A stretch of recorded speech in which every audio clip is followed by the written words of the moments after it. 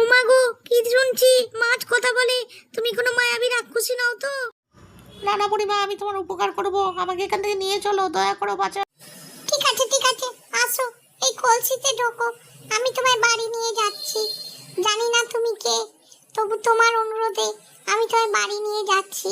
বাড়িতে আমার নাতি আছে, যাই ওকে গিয়ে আগে খবরটা দিই। নাতি আমার শুনে আমাকে কি বলবে আমি জানি না। বলি, ও বাপন, বাপন, একবার এদিকে আয় বাপ। আমি দানবরাজ কালবুত, আমি ইরাবতীকে এখানে বন্দি করে রেখেছি, আর ইরাবতীর রাজ্যটাকেও আমি দখল নিয়ে নিয়েছি। ইরাবতীর পিতা মাতা এখন আমার বন্দি। দেখি ইরাবতী কি করছে।